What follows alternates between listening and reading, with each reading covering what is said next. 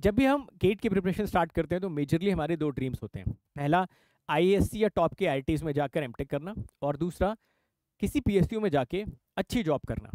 जैसे जैसे हम गेट की तैयारी में आगे बढ़ते हैं तो हमारे दिमाग में एक परसेप्शन बन जाता है कि यार आईआईटी से एमटेक करना तो तब भी आसान है, बट पीएसयूज में जाके जॉब करना डिफिकल्ट है। ऐसा क्यों? क्योंकि हमें लगता है कि यार अगर हमारी गेट में 1000 रैंक, 1500 रैंक, 2000 तक भी रैंक आती है तो मल्टीपल लेवल्स की काउंसलिंग अटेंड करने के बाद किसी न किसी आईआईटी में, किसी न किसी ब्रांच में हमको एमटेक करने की अपॉर्चुनिटी तो मिल ही जाएगी। जबकि अगर हमें पीएसयूज में जाना है, खासकर एनटीपीसी, ओएनजीसी, आईयूसीएल जैसे पीएसयूज में, तो कम से कम हमारी अंडर 100 रैंक होनी चाहिए, तभी कुछ बात बनेगी, नहीं तो बात नहीं बन पाएगी। तो मेरा ये कहना है कि क्या ये परसेप्शन, क्या ये थॉट प्रोसेस कि पीएसयूज में जाने के लिए अंडर 100 रैंक ही चाहिए, सही है या नहीं, इस वीडियो में यही जानने की कोशिश करेंगे। दूसरी इंपॉर्टेंट चीज़ ये जानने की कोशिश करेंगे कि जब भी हम गेट का एग्ज़ाम दे देते हैं, गेट का एग्ज़ाम देने के बाद हमारी रैंक कुछ भी हो, 500 हो, 700 हो, 1500 हो, हमें जितने भी पीएसयूज में अपॉर्चुनिटी मिलती है वहाँ पर हम लोगों को फॉर्म ज़रूर भरनी चाहिए। ऐसा मैं क्यों बोल रहा हूँ, इस वीडियो के एंड तक ये बात आपको बहुत अच्छी तरीके से समझ में आ जाएगी, तो वीडियो को ज़रूर आप लोग अच्छी तरीके से देखिए। तो टाइटल में देखो लिखा भी हुआ मैंने कि अगर 3300 प्लस गेट रैंक आई है, गेट रैंक की बात कर रहा हूँ, तब भी पीएसयूज में सिलेक्शन की बात कर रहा हूँ मैं, इंटरव्यू कॉल की बात नहीं कर रहा हूँ, पीएसयू में प्रॉपर जॉब आप लोगों को मिलेगी। तो आइए कुछ ऐसी hidden and shocking facts about PSU recruitments के बारे में वन बाय वन चर्चा करना स्टार्ट करते हैं। तो आज वैसे तो मैं सिर्फ एनटीपीसी की बात कर रहा हूँ, किसी और सेशन में अदर पीएसयूज के बारे में सिमिलर डिटेल्स में आप लोगों के साथ डिस्कस करूंगा, ठीक है। तो पहले मैं आज एनटीपीसी के बारे में बात कर लूँ। देखिए बहुत सारे बच्चे ऐसे थे जिन्होंने गेट 2023 का एग्जामिनेशन दिया, ठीक है। गेट 2023 का एग्जामिनेशन देने के बाद जाहिर सी बात है जैसे आप एग्जामिनेशन देते हो इमीडिएटली उसके कुछ मंथ्स के बाद एनटीपीसी का एक एडवर्टीजमेंट आ जाता है। जनरली पहले शॉर्ट एडवर्टीजमेंट आता है, उसके बाद फिर आपका डिटेल्ड एडवर्टीजमेंट आ जाता है कि जिन लोगों ने भी गेट 2023 दिया था वो अब एनटीपीसी में अप्लाई कर सकते हैं, ठीक है। अब आप सोचिए कि एप्लीकेशन किस बेसिस पर होगा। जाहिर सी बात है आप देखोगे कि एनटीपीसी में उस साल कितनी वैकेंसीज आई हैं, उसके बेसिस पर आप अप्लाई करना स्टार्ट करोगे। तो अगर वैकेंसीज की बात करूं तो जैसे अगर मैं इलेक्ट्रिकल में देखूं तो जो 2023 में एनटीपीसी की वैकेंसी आई थी उसमें टोटल इलेक्ट्रिकल की 120 वैकेंसीज यहाँ पर थी, ठीक है। अब इलेक्ट्रिकल की अगर टोटल 120 वैकेंसीज आपके पास प्रेजेंट है तो समझो आप इलेक्ट्रिकल एस्पिरेंट हो, तो आप सोचोगे कि यार अगर 120 वैकेंसीज हैं और मेरी रैंक मान लो 400 के आसपास है या 500 के आसपास है या 700 के आसपास है, तो शायद मैं ये फॉर्म नहीं भरूंगा। मैं सोचूंगा यार 120 वैकेंसीज हैं, ज़्यादा से ज़्यादा क्या होगा, 200, 250, 300 तक वालों को अगर शॉर्ट लिस्ट करते करते भी एनटीपीसी प्रोसीड करेगी तो भी 120 कैंडिडेट तो वो छांटी लेगी। वैसे मैकेनिकल में देखो 200 रैंक, तो शायद इसमें कोई जिसकी 700-800 रैंक होगी वो अप्लाई नहीं करेगा। सबसे ज़्यादा जो शॉकिंग बात है ना वो इस पर नज़र रखना आप लोग, इलेक्ट्रिकल एंड इंस्ट्रूमेंटेशन पर। यहाँ पर ना टोटल 80 सीटें हैं। 80 सीटों में आप इमेजिन करो कि अगर किसी की 1000 रैंक आई है, ठीक है, इलेक्ट्रिकल एंड इंस्ट्रूमेंटेशन में अगर किसी के 1000 रैंक आई है तो वो तो यार कभी वाइल्डेस्ट ऑफ ड्रीम्स में भी अप्लाई नहीं करेगा ना। सोचेगा यार 1000 रैंक मेरी आई है, सीट टोटल 80 है, कोई सवाल ही नहीं पैदा होता कि मेरा यहाँ पे सिलेक्शन होगा, ठीक है। ये वैकेंसीज की बात कर रहा हूँ मैं, वैकेंसीज की बात कर रहा हूँ, ठीक है। सिविल ब्रांच में देखो टोटल 30, माइनिंग में 65, बाकी है general, economically weaker section, OBC, SC ST, इनके अलग अलग बाइफर्केशन हम यहाँ पे कॉन्सेंट्रेट करने की कोशिश करते हैं टोटल नंबर ऑफ वैकेंसीज में, ठीक है। अब देखिए इसके बाद मैजिक होना स्टार्ट होगा अगर आप थोड़ा सा गौरपूर्वक देखेंगे तो। जरा देखिए गेट 2023 का जो राउंड 1 का कट ऑफ आया, ठीक है, वो कट ऑफ देखिए कितने ऑल इंडिया रैंक को सेलेक्ट कर रहा है एनटीपीसी में। अब ये जो डेटा है ये ऑल इंडिया रैंक का डेटा है, ये गेट के स्कोर कार्ड का डेटा नहीं, this is all India rank, ठीक है। तो इलेक्ट्रिकल में अगर आप देखोगे सीटें कितनी थी, 120। लास्ट बच्चा जो सिलेक्ट हुआ एनटीपीसी में जाके जो जॉब कर रहा है उसकी रैंक कितनी थी, 392। ये फर्स्ट कट ऑफ की बात कर रहा हूँ, राउंड 1 की बात कर रहा हूँ। मैकेनिकल में देखो सीटें कितनी थी, 200। लास्ट बच्चा जो उसमें सिलेक्ट हुआ उसकी रैंक थी 421। इलेक्ट्रॉनिक्स में सीटें कितनी थी, अगर आप यहाँ पर देखो 80, इसमें जो लास्ट बच्चा आपका सिलेक्ट हुआ उसकी रैंक थी 276। इंस्ट्रूमेंटेशन में देखिए जरा, इंस्ट्रूमेंटेशन में अगर आप देखोगे ना तो लास्ट बच्चा जो एनटीपीसी में जाके जॉब कर रहा है उसकी रैंक कितनी थी, 1301, जबकि सीट्स टोटल कितनी थी, 80।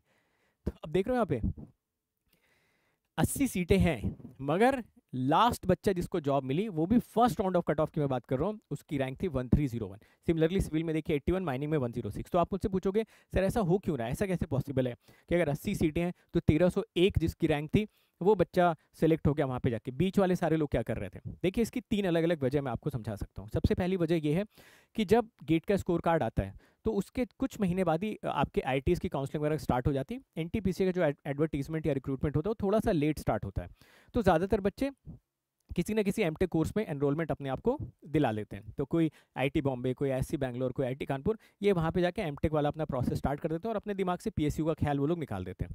तो बहुत सारे बच्चे यहाँ पे छट जाते हैं जो असल में NTPC के लिए अप्लाई ही नहीं करते हैं, या अप्लाई करने के बाद वापस उसको ज्वाइन ही वो नहीं करते। वो सोचते चलो मैं एमटेक वाला पाथ चूज़ करूँगा, ये मेरे लिए ज़्यादा बेहतर होगा। अभी कुछ दिन पहले मैंने स्पेशल क्लास में एक बच्चे का इंटरव्यू लिया था, तो उसकी भी गेट, उसके पास भी IU ज्वाइन करने की अपॉर्चुनिटी थी, गेट में 120 के आसपास रैंक थी, तो उसने भी IU ज्वाइन ना करके IIT मद्रास से VLSI में एमटेक को ही कंटिन्यू कर लिया था। तो ऐसे बहुत सारे बच्चे होंगे जिन्होंने ऐसा किया होगा। दूसरी वजह ये होती है कि बहुत सारे बच्चे ऐसे होते हैं जो टॉपर्स होते हैं, उनके पास मल्टीपल PSUs में अपॉर्चुनिटीज़ होती हैं। तो कुछ बच्चे ऐसे होंगे जिनके पास शायद IUCL में जाने की अपॉर्चुनिटी होगी, जिनके पास ONGC में जाने की अपॉर्चुनिटी होगी, या अदर कहीं पे जाने की अपॉर्चुनिटी होगी, उन्होंने NTPC की जगह पे उन सारे PSUs को प्रेफरेंस दी होंगी, तो बहुत सारी सीट्स इस वजह से खाली रह गई होंगी। और तीसरी जो सबसे इंपॉर्टेंट वजह यहाँ पे आती वो ये है कि जैसा मैंने आपको बताया कि अगर आपकी ऑल इंडिया रैंक 80 है, तो कितने सारे लोगों ने आउट ऑफ फियर फॉर्म ही नहीं भरा होगा ना, जिनकी 500, 700, 800, 900, 1000 के आसपास रैंक होगी। उन्होंने वाइल्डेस्ट ऑफ ड्रीम में भी नहीं सोचा होगा कि मुझे NTPC मिलेगी, तो उन्होंने फॉर्म ही नहीं भरा होगा। ये जो 1301 रैंक वाला बच्चा है, इसने फॉर्म भर दिया होगा, इसने सोचा होगा चलो भाई किस्मत आजमा लेते हैं, क्या ही जाता है, फॉर्म भर देते हैं, जितने भी पैसे लगते हैं 1000-1500 रुपये, हुआ तो हुआ, नहीं हुआ तो सोचेंगे कि हम लोगों ने एक पिज़्ज़ा पार्टी कर ली, चले गए पैसे। तो इसने ऐसे फॉर्म भर दिया होगा। तो अब जब ये पूरा का पूरा सिलेक्शन वाला प्रोसेस स्टार्ट हुआ, तो उन्होंने देखा कि यार हमारे पास 80 सीटों के लिए टोटल अगर हम लोग बच्चों को सेलेक्ट करते जा रहे हैं, तो कुछ बच्चे IITs में चले गए, वो इंटरेस्टेड नहीं है, कुछ बच्चों ने अदर PSUs ज्वाइन कर लिया, वो इंटरेस्टेड नहीं है, बीच के बहुत सारे बच्चों ने तो अप्लाई ही नहीं करा। तो अब उनके पास जो लास्ट ऑप्शन बचा वो ये बच्चा 1300 रैंक 1 वाला, और ये सेलेक्ट हो गया बच्चा। तो अब इससे क्या सीखने को मिलता है? अभी तो ये सिर्फ राउंड 1 का डेटा मैं बता रहा हूँ, राउंड 1 पे आते हैं तो आपको थोड़ा और हैरानी होगी देख के कि सर ऐसा भी पॉसिबल होता है क्या। तो इससे हमें पहली चीज़ तो सीखने को क्या मिलता है? सीखने को यही मिलता है कि यार जब भी आपकी गेट में रैंक आ जाए, ठीक है, तो आप सारे PSUs के लिए अप्लाई कर दो, नो मैटर व्हाट। क्योंकि देखो IIT में एमटेक की सीट्स का मिलना, किसी PSU में पर्टिकुलर सीट्स का मिलना ना, इसमें काफ़ी हद तक लक फैक्टर का भी रोल होता है, ठीक है। बहुत सारी चीज़ों पे डिपेंड करता है कि किस बच्चे ने कौन सी IIT में कौन सी सीट छोड़ दी, वो स्लाइड होके आपको मिल गई, कौन सी PSU में किस जगह पे कौन सी सीट खाली रह गई, वो स्लाइड होके आपको मिल गई। तो जो अपॉर्चुनिटीज़ आपके पास है उसको क्यों मिस करना, सिर्फ इस वजह से कि सर 1000-1500 रुपये एक्स्ट्रा लग जाएंगे, हम उसको बचा लेते हैं। अरे भाई, अगर गलती से आपका लग गया NTPC में जॉब, तो एक ही महीने में आप ऐसे 50 फॉर्म भर सकते हो। आपको वहाँ पर 50,000 के हिसाब से मैं बता रहा हूँ, वैसे तो आपकी सैलरी बहुत ज़्यादा होगी वहाँ पे, बट एक एग्जांपल आपको मैं समझा रहा हूँ कि ऐसे कितनी सारी आप फॉर्म्स भर सकते हो, मतलब कितने पैसे वहाँ से आप कमा सकते हो, है ना। रिटर्न ऑफ इन्वेस्टमेंट कितना ज़्यादा है कि आपने 1000 रुपये का फॉर्म भरा और गलती से आपका तुक्का लड़ गया, जैसे इनका भिड़ गया, तो अभी ज़िंदगी भर कमाते रहेंगे ना, 1 लाख, 2 लाख, 3 लाख, 4 लाख, 5 लाख महीने तक भी कमाते रहेंगे।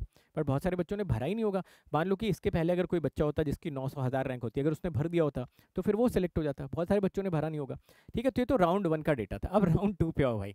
राउंड 2 पे तो देख के आपके और होश उड़ जाएंगे। राउंड 2 में देखो, राउंड 1 में इलेक्ट्रिकल में 392 रैंक और यहाँ पर 592 रैंक इलेक्ट्रिकल का बच्चा। अब आप पूछोगे सर राउंड 2 क्यों होता है? अगेन राउंड 2 इसी वजह से होता है कि राउंड 1 में उन्होंने इतने बच्चों को सिलेक्ट कर लिया। अब इसमें से भी बहुत सारे लोगों ने अलग अलग रीजंस की वजह से ज्वाइन नहीं किया, है ना। उस टाइम पे तो उन्होंने बोल दिया कि ठीक है हम ज्वाइन करेंगे, बट जब ज्वाइन करने की बारी आई तो हो सकता है उनके पास अगेन उनको लगा होगा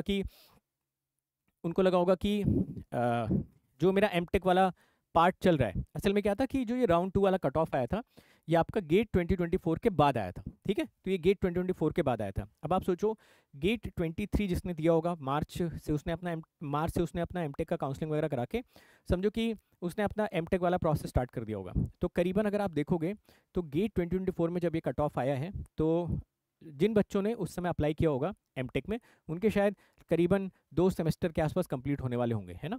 तो अब जब सेकंड राउंड आया, सेकंड राउंड में वो बोल रहा है कि भाई जिसकी इलेक्ट्रिकल में रैंक 592 है मैं उसको भी सेलेक्ट कर लूँगा, आना चाहो तो आ सकते हो। तो ये 592 रैंक तक हम गए कैसे? हम इस वजह से गए कि यहाँ पर जो लास्ट रैंक 392 उसने मेंशन की थी, इन 392 रैंक्स में से जितने भी बच्चे थे, है ना, 392 रैंक्स तक उसने 200 बच्चों को सिलेक्ट करने का 120 बच्चों को सिलेक्ट करने का सोचा था इलेक्ट्रिकल में। तो अब इनमें से बहुत सारे बच्चे ऐसे रहे होंगे जिन्होंने अपने एमटेक को ही प्रेफरेंस दे दी होगी, या उनको बीच में कोई बेटर अपॉर्चुनिटी मिली होगी, वहाँ चले गए होंगे। कुछ लोगों का इंजीनियरिंग सर्विसेज में सिलेक्शन हो गया होगा, वो लोग वहाँ चले गए। कुल मिला जुला के बहुत सारी वैकेंसीज स्लाइड करके खाली रह गए होंगे, जिसकी वजह से उनको राउंड 2 निकालना पड़ा। क्योंकि भाई टोटल 120 लोग तो उनको चाहिए ना, कैसे भी करके। उस 120 में से अगर 90 लोग ही उनको मिल रहे हैं तो 30 लोग तो उनको एनीवे सेलेक्ट करने ही पड़ेंगे।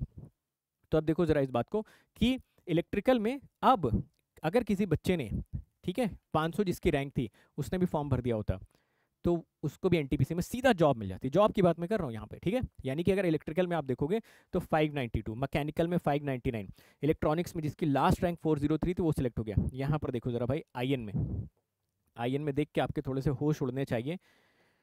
जिसकी रैंक 3302 रही होगी, कितनी रैंक, 3302 रैंक जिसकी रही होगी आईएन में, भाई साहब वो एनटीपीसी में जाके इस समय मजे से जॉब कर रहा होगा।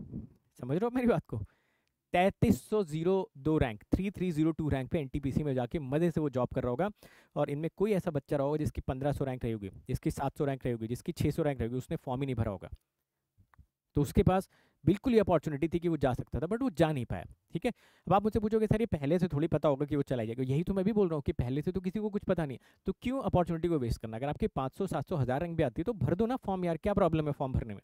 फॉर्म भरने में तो आपके कितने 10 मिनट ही तो लग रहे हैं, और कुछ 1000-1500 रुपये लग रहे हैं, तो आप भरिए फॉर्म को। मेरे हिसाब से तो कोई दिक्कत नहीं होनी चाहिए। वैसे ही आप सिविल में देखो और माइनिंग में देखो। एक और मजे की बात मैं आपको यहाँ पे बता दूँ, अभी इसका राउंड 3 भी आएगा, ठीक है। तो राउंड 3 में आने के बाद ये फिगर आपको और भी ज़्यादा इंटरेस्टिंग देखने को मिलेगा, ठीक है।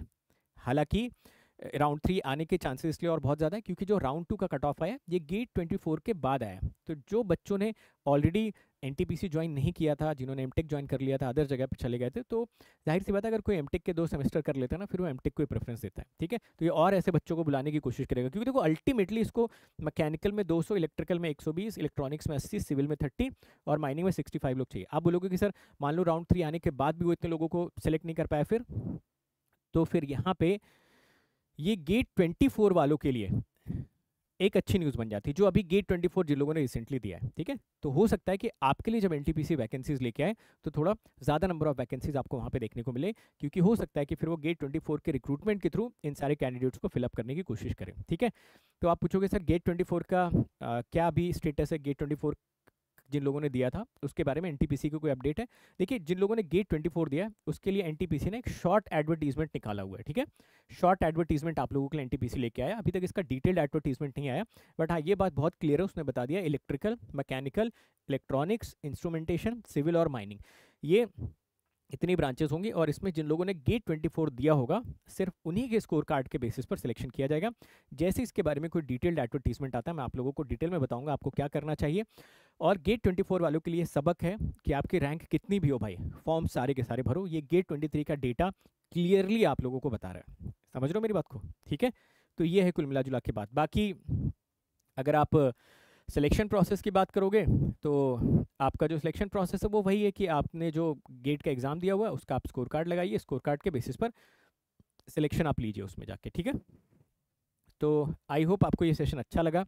और अगर ऐसे आप और सेशंस चाहते हो on the basis of cut off, previous year का क्या गया था, 24 वालों को क्या सोचना चाहिए, 25 के पास क्या मोटिवेशन है, तो नीचे कमेंट सेक्शन में आप लोग ज़रूर मुझे बता देना, सो दैट मैं इस पर थोड़ा सा और रिसर्च करके आप लोगों के लिए और ऐसे कंटेंट बनवा सकूँ। मेरी टीम इसमें रहती है जो जिनको कि मैं इनपुट देता हूँ, वो ये सारी चीज़ें आप लोगों के लिए इकट्ठा करके दे देगी। मैं आप लोगों को सारी की सारी इन्फॉर्मेशन अपनी तरफ से डिलीवर कर दिया करूँगा, ठीक है। चलो थैंक यू सो मच। उसके अलावा मैं आप लोगों को बता दूँ यार, अभी अनअकैडमी प्लस पे आप सभी लोगों के लिए लिमिटेड पीरियड ऑफर चल रहा है, जिसमें कि आपको 50% ऑफ गेट के सब्सक्रिप्शन प्राइसेस पे मिल रहा है, ठीक है। अनअकैडमी प्लस पे आने के लिए अब आपको यार बहुत ज़्यादा अमाउंट पे करने की जरूरत नहीं, सिर्फ आपको 9999 पे करना है। आप अनअकैडमी प्लस पे आके अपनी तैयारी कंप्लीट कर सकते हो। आप मेरे सारे सब्जेक्ट को आके पढ़ सकते हो। अनअकैडमी प्लस पे जब आप आते हो सारे लाइव क्लासेस, रिकॉर्डेड जितने भी लेक्चर्स आज तक अनअकैडमी प्रेजेंट हो वो आप देख सकते हो। थर्डली आप किसी भी बैच में जा सकते हो, ऐसा नहीं कि आपने एक पर्टिकुलर बैच का सब्सक्रिप्शन लिया आपको उस बैच में ही पढ़ना है, ठीक है। किसी भी बैच में आप पढ़ सकते हो और अपनी मर्जी के टीचर्स को भी सिलेक्ट कर सकते हो। जो आप सब्सक्रिप्शन ले जाओगे तो आपको सब्सक्रिप्शन प्राइसेस थोड़े से ज़्यादा दिखेंगे, तो आप ये वाला कोड लगा लेना। जैसे आप विशाल गेट कोड यूज़ करोगे आपको ना ये सब्सक्रिप्शन प्राइसेस 9999 पे आते हुए दिख जाएंगे, ठीक है। जो बच्चे आइकॉनिक लेना चाहते हैं, आइकॉनिक के लिए आपको पे करना पड़ेगा 15999। अब आइकॉनिक के अपने अलग एडवांटेजेस हैं। आइकॉनिक में आपको अलग से मेंटोर मिल जाता है, मेंटोर के साथ साथ आपको आइकॉनिक में जितनी भी बुक्स हैं उनकी हार्ड कॉपी आपके घर तक भेज दी जाती है, ठीक है। ईसी वालों के लिए, इलेक्ट्रिकल वालों के लिए ये सारी बुक्स, ईसी वालों के लिए सारी बुक्स आपके घर पे हार्ड कॉपी भेज दी जाएगी, ठीक है। ये सारी किताबें आपके घर पे सेंड कर दी जाएंगी अगर आप आइकॉनिक सब्सक्रिप्शन लेते हो तो। अपार्ट फ्रॉम दैट नए बैचेस जो स्टार्ट हो रहे हैं, प्रतिष्ठा बैच आपका स्टार्ट हो रहा है, प्रतिष्ठा बैच के साथ साथ शिखर बैच स्टार्ट हो रहा है। प्रतिष्ठा बैच 2025 के लिए इलेक्ट्रिकल एंड ईसी, और जो आपका शिखर बैच है वो 26 के लिए, both for electrical as well as EC, ठीक है। तो आप लोग ये बैचेस ज्वाइन कर सकते हो यार, और अनअकैडमी प्लस पे आके सिस्टमैटिकली अपनी जर्नी को कंटिन्यू कर सकते हो। All the best everyone, see you in another video. Thank you so much.